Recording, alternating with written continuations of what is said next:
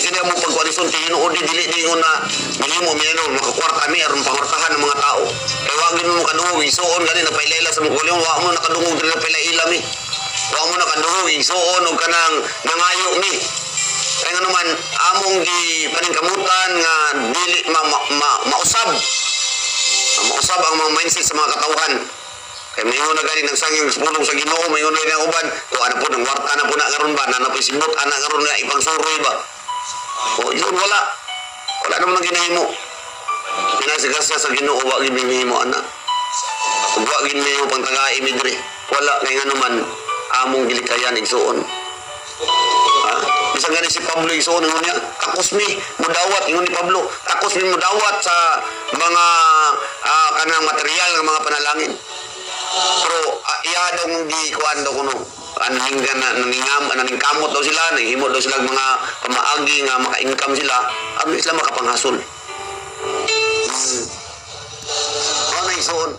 Mo nang kining ato ang pagpaabot karon di niingon komedya isuon. Ninuod yun dili ni igsuon kanang basta lang. Kung basta lang ni ato ang gihimo diri dili ta maabot og pila ka tuig ani, puryes na takapin. Kadlawon kada kadlawon yung mata. Alas 4, alas 3 pakapin mo mata na. Kuman kung komedya ni makaabot ka tag bulan igsuon tuig kung komedya lang. Kuman iabot ka tag 4 ka tuig kapin. Hindi na komedya. Makaingon na yung tinuod na niya ito, sa puryos ka pinigsuon nga operasyon na isuon sa buluhaton, ato makita nga ang Ginoo nag-provide yun. Nag-provide yun ang Ginoo. Mao na isuon nga kini ato nang lahi sa uban. Kaya kung ang nakita nyo sa uban nga naamoy gisaway dito nga mao na daghan kayo og mga kuan, mga laing motibo kanila laing motibo na tigsuon. Nga ikaw nga usa ka individual nga Pilipino, masayod kang ipanalanginan na ka sa Dios. May Diyos nga nagmahal nimo, na Diyos nga nagtagad nimo, na Diyos nga naigugma nimo, na Diyos nga maluluyon nga nagtagad nimo, nagtagad nato mga katawhan. Mao na amo ang pagpaabot igsuon. Magigrasyahan ta sa Dios. Kaya ka ng kaluoy, dako man ang grasya isuon nga nadawat sa tao nang ikaluyan ka sa Ginoo. Liman ka creator of the universe nga giingon lang zero daw. Pero sa tuwa 1 million, 1 billion or 1,000 pa imo ikon percent. Sa pal pinakadako wan isuon mo ni address nato sa tuboy nga Dios. Dili 10%, dili 100%, di 1 million, di 1,000%, dili 1 million percent, di 1 billion percent. Unsa man ang pinaka highest igsuon nga malitok si mong baba mao na para siya ug labaw pa riya na. Tumboy nga Dios. Amen. So yun na siya ka importante igsuon sa imong kinabuhi sa imong kinabuhi. Klaro na igsuon no. Kinahanglan jud ay nga ang tao masayo di ini. So ato ning napaabot kanunay sa mga katawan igsuon kay matag karon ug niya matag adlaw ginahalot ako na isbutan igsuon kay aron matatak sa una sa tao, masilsil sa una sa tao nga ang pulong sa Dios di ay gitagad na sa tuang panggamahanan. Kadang ilang ginadaot nga gisulat ra og tawo nung tuo man tanang gisulat ra mag tawo na. Pero wa sila kabalo. Sabi ni tuwan niya. Ano mo tuwa mga gatot? Ano mo tuwa magkaog diwindi? Anong madlok magagbumo? Matod pa kuhan madlok magkaog ka ng mga espiritu. Kung madlok magani kang espiritu, mas labaw kang mod. Diyos.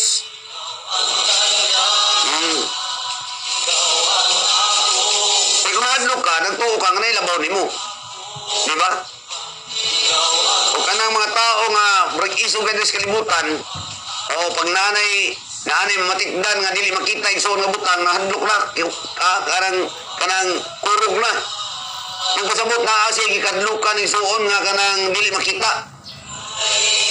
Nagpasabot igsoon nga mo timo ulipon nimo kay handok na ugat. Igsoon din nga to na igsoon nga kanang gikadlukan nimo nga ilo nimo ng espiritu na nga kuan. Kundi ato ang yung susihon kamatuoran igsuon.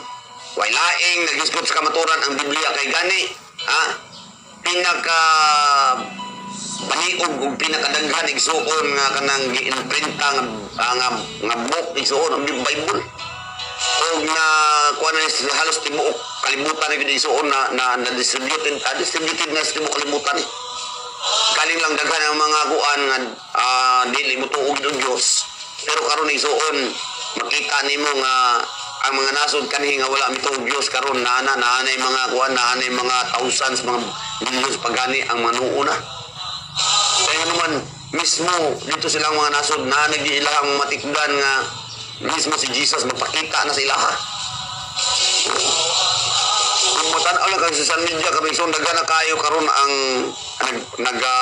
mga ministries nga nagasubaybay ni ana o legit yun igsuon nga mga kuan media platform igsuon nga nagapaabot og mga mensahe nga nagapaabot og mga news o mga positibong balita nga related sa tuang kausa igsuon sa kaning paabot nato sa mga balita ngadto sa mga katawhan nga daghan ng mga katawhan madala ngadto sa ilan sa Dios dili dalo reliyon ibaham igsuon diwa limi magsangi aron dalo sa mga reliyon namo ha so dili ang namo adre kung asa ka nga reliyon asa ka nga denominasyon diha ka nagpadayon lang mi igsuon sa pagpagtudlo sa pagdasig sa pagpalig-on aron mangalagad ka sa Ginoo nga mapuslanon ka diri sa kalibutan.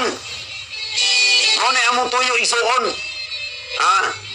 Kung asa ka karon, diya ka pamili idugang ra ni igsuon nga to kay pinunaay ra man tani.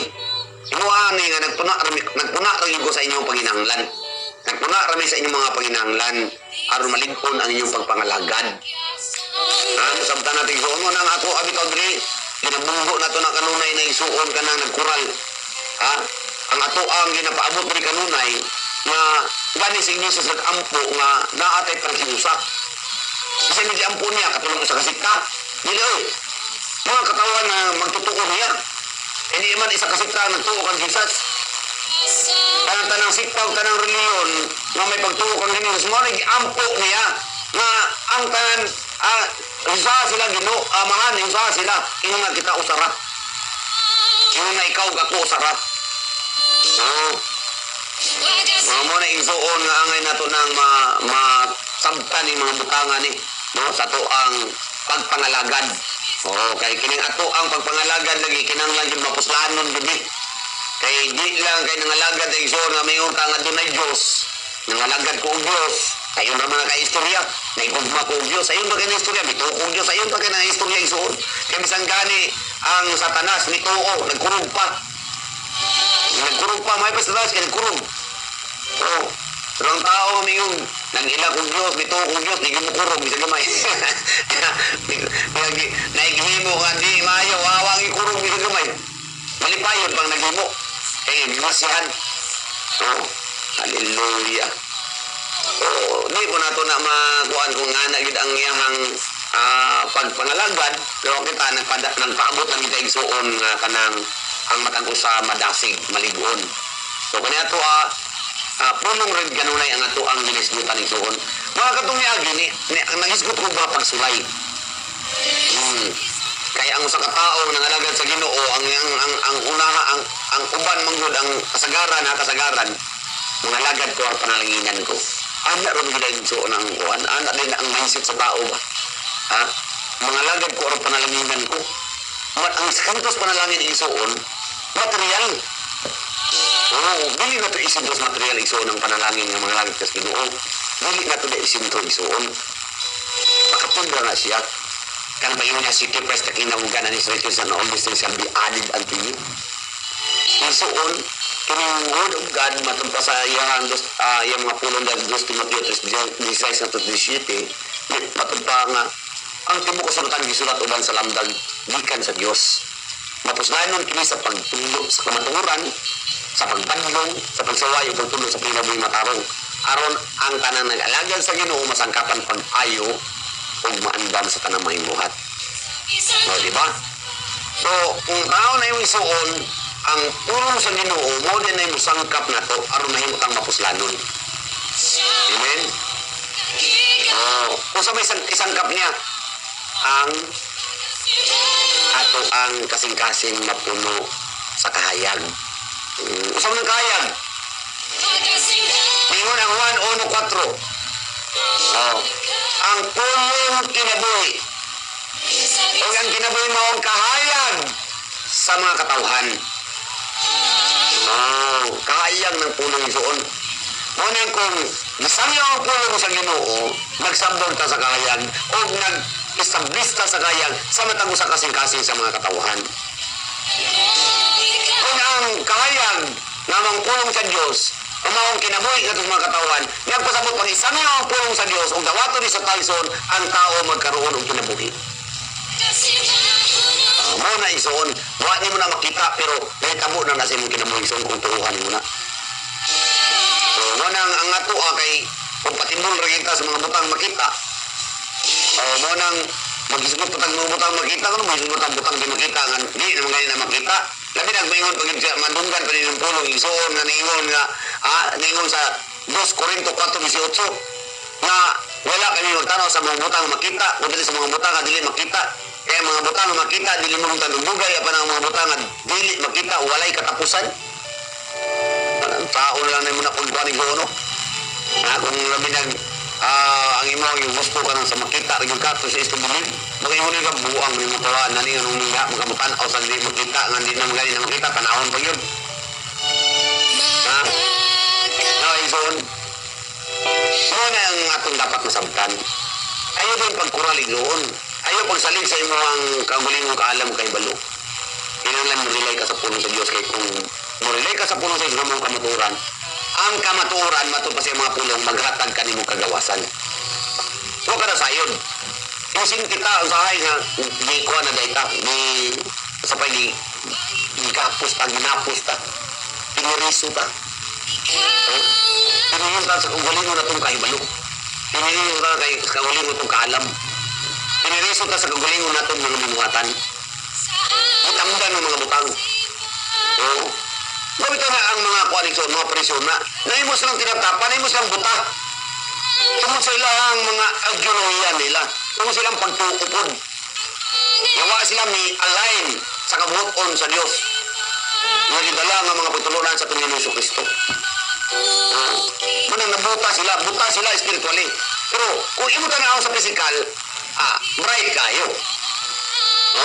Dili mo na madagma. Magkakaw isuon pinilo na tag-as gud og kuan tag-as gud og kanang tatawagan ni sinina mga sauna nila ang mga kuan tag-as din ang mga sinina mga presiyo pero kusig ingon ni Jesus buta kusig ingon sa puno sa buta kasi nakabubuta sila ang ilang gitamdan nga balaod 2 Corinto 3:16 na 2 Corinto 3 14 to 16. Basahan ninyo na niya. Aron ninyo nang maaninaw ang mga pulong niya isuon. Nga di ay bisan pagani ang mga nindot ng mga buta, maay mga buta makapabuta sa tao. Kaya ang malaod ba yun ang malaod? Pero nabutaan sila. Kawa ila dawata ang pagtulunan ni Yesu Kristo. Ang tanong sila nga, ngayon ang puno sa Diyos, matangtang lang mong tap-tap kung buong ka kang Yesu Kristo. Buong ka sa kang Jesus Christ.